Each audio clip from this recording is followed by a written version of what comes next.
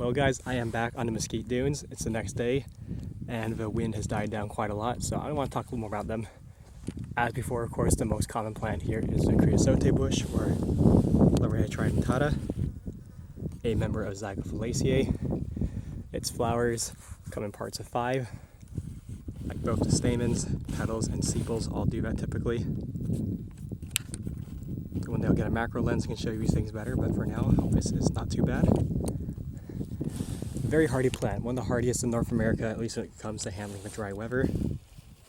We found growing quite healthily at the bottom of Death Valley, but this plant is likely many decades, maybe even hundreds of years old. It takes a long time to get that big out here. No doubt it's the seeds and fruit it makes every year is a nice meal for the rodents that live out here. Well, I don't think its leaves are very good to graze or browse. Yeah, browse is the correct term. Oh, that's a really huge one. But yeah, these are the Mesquite Dunes in Death Valley National Park, and they're formed as sand from the north of Mesquite Flat. This is sort of the northern part of Death Valley itself. Gets blown southward until it butts up against this mountain. I think it's Tucky Mountain, while wind from the south occasionally pushes it back and sort of holds it in a bit of an equilibrium abutted against the mountain here. It can get quite tall actually. Speaking of which, I don't think I've ever seen a creosote this big. It looks like it's already starting to form a ring. One thing creosotes do over time is they start to sort of make a ring, like the roots grow outward and the sort of stems in the center die. This one's huge. It's gonna be like 10 feet tall. Living it up here in Death Valley National Park. Those fuzzy things are the fruits, which I'm not sure if they're very appetizing, but I'm sure a lot of rodents can subsist off of their seeds at least. Maybe some birds too. And some bugs perhaps. Dunes are a pretty difficult environment for plants to grow in because they have to be adapted to being constantly buried in sand or having the wind blow sand away from its roots. Plants really like to have a stable environment to grow in, so this action of the wind directly attacks what plants need to grow typically. So not a lot of plants can survive here, but the ones that do are typically capable of setting out new roots from their stem if they get buried, and setting out new shoots from through the soil up through the surface, which allows them to grow as they get buried or get exposed, and also actually helps build the dunes up further because they help to bind the sand together. Like sand will just blow against the plant and then hit it, fall down, slowly bury the plant, at which point it sends out new roots and shoots, and it just basically holds the dunes and helps them grow. Although very large dunes can just grow on their own, like some of the ones in the distance there. It looks like they're probably about 200 feet tall, but you can't really see the full height of them from here. Very interesting habitat for dunes, and it leads to a lot of species endemism. I don't think there's any endemic to the Mesquite Dunes, but I know the Eureka Dunes has 3 different endemic plant species or subspecies. I think it's 2 subspecies and 1 species. But yeah, very interesting in my opinion. I thought I saw a rodent for a second. It's just a piece of wood sticking out of the ground, but it looked like a squirrel for a second. There you go. I hope you can see those really big dunes out in the distance a little better now. Now, one thing I have seen in some of these large blowouts, like this one, are a few extra plant species growing, and they mainly seem to be this yellow thing in front of me, which I believe, at least according to Seek, is Dicoria canescens. Yeah, I had no idea what it was. I thought it was like a Salsola collie or collie tragus, whatever you call it now, the tumbleweed when I first saw it. A little distraught, but it's supposed to be a native plant. Oh, clearly this is not its time to be growing.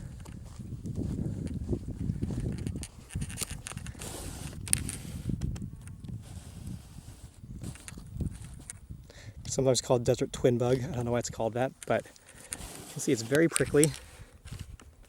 And what you probably can't see is that it is a member of the family Asteraceae. I was assuming Seek is correct on this one. It's a little hard to tell. It's got opposite or alternate branches, my bad. Yeah, let me boost that ISO a lot. That sort of looks like it a little more closely. Not a plant I would want to fall into, so I'm going to step away, keep hiking. about 9:40 right now, and this is March, so it feels pretty nice actually. Probably only about 60 degrees, but it could likely get up to 80 later in the day.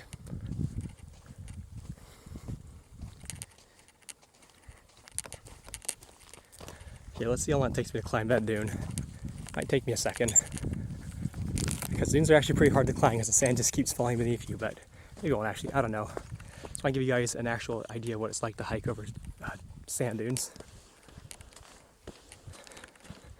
This is a fun place too, because it's one of the few places in the national park you can just like walk around without any judgment, like it's in fact encouraged. So I mean, you can go off trails sometimes in national parks, but sometimes people are going to judge you. Ooh, that's a nice blowout.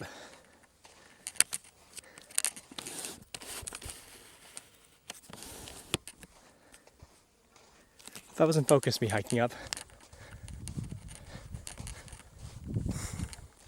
Not a lot of biodiversity right in this one spot, but the variety in harsh environments can definitely foster more biodiversity in the long run. Kind of like how I said the Eureka Dunes in the north of the valley have endemic species of them. Without the Eureka Dunes, there'd be less species overall in the world, even though they don't support many species themselves.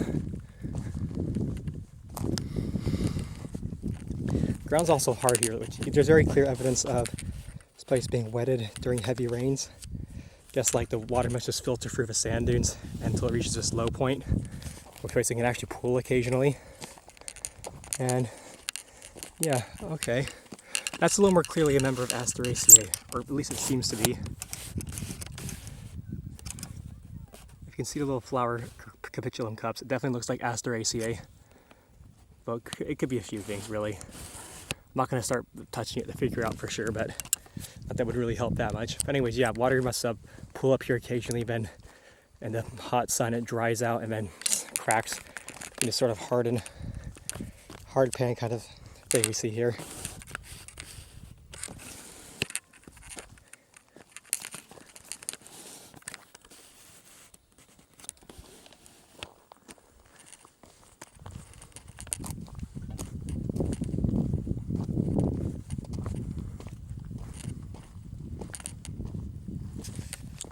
Think about the evapotranspiration potential in the bottom of Death Valley is like 150 inches a year. So like, obviously way more water can be evaporated here than falls. That's basically the definition of a desert.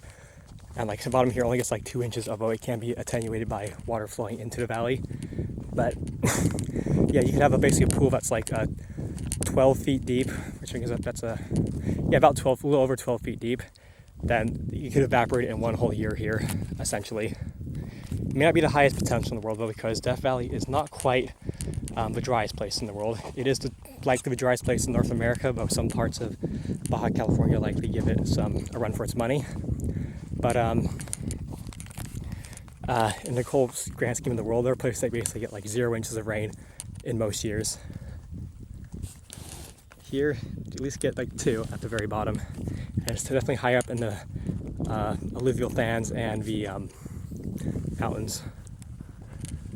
As I move away from the road, the dunes are definitely getting taller. Not quite as tall as the one in the background there. Taller. So what the mountains around Death Valley look like, so you guys know. Very, very dry, which is typical for the Mojave Desert, but because we're so low down, like definitely below sea level, elevation, if you start to get green, is much higher up.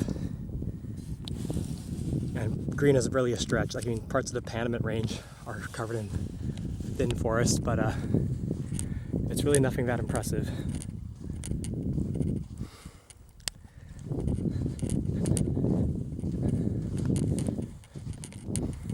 I guess we're getting more of the same now. I kind of have a bit of time limit, but I've enjoyed exploring around here. You can see some plants that look a much lighter shade of green, sort of up in the center of this picture, or center of frame. And I think that is a species of Prosopis. Whenever species I see them go around these dunes pretty healthily. Aside from that, it's just the Creosote and the Dicoria canescens.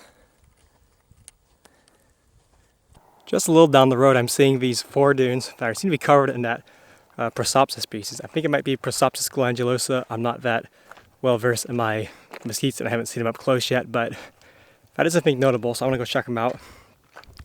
Right here on the ground, by the way, mostly growing on the alluvial fan, is this little plant, which I think is something known as Chorizanthe rigida, and it is very prickly when it is dry and sort of dead like this. But it's a member of the family Polygonaceae. It does look kind of odd for the family, but I guess it has flowers that kind of look like it. It seems like they're already spent up for a year, or maybe they haven't started growing. I'm going to presume the former. So I guess that's a note for the future. Come later, or come early in the year in the future. And here we are. Got a bit of a forest going on. Now mesquites normally grow as trees, so these ones seem to be just barely above being shrubs. But it is, of course, Death Valley. And it is impressive that you have some trees growing here, but if it was going to be any species, it would be a species of mesquite. Very clearly got pea family sort of leaves. Its flowers, I think they might be just past or just starting to bloom. I'll see if I can find any. It's a bit of an inflorescence kind of thing, but yeah, this is what they look like, and they got these vicious spines or thorns on them. Yeah, it seems stipular, so I think they're spines. So to deter grazing and stuff like that. So they're growing quite thick here, which is great to see. It seems to be maybe getting some extra water from the runoff of the alluvial fan, which ain't gonna be a ton of water compared to most places, but it's certainly a bit of an oasis in Death Valley, I guess. I don't know if you can hear the jets. There's some jets flying overhead and they're pretty loud. Okay, I just brushed against a mesquite. Of course, some are gonna die sometimes. Yeah, this is an interesting place to me. Some tracks in the desert too. I'm not sure what made these, but they're definitely made by an animal.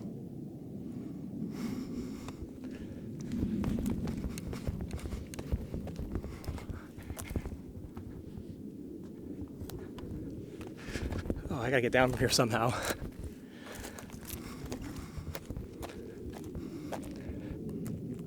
Seem to be binding the dune sea ever pretty well, which is, yeah, I guess that's the thing they can do.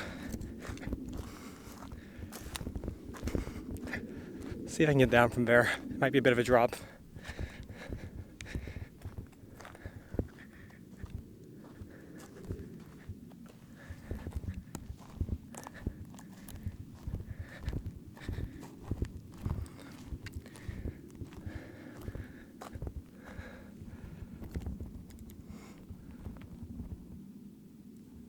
Wow.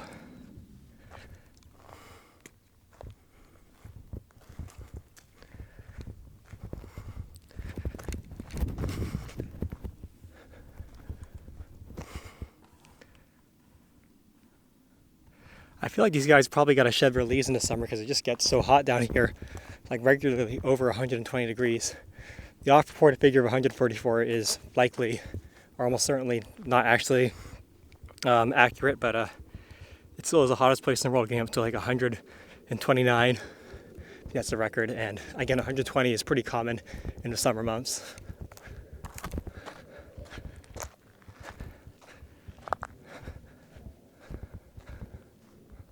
Got these blue leaves, or bluish leaves, are older ones, while the greens are more new. So maybe they are shedding most of their leaves in the summertime. I should look this up.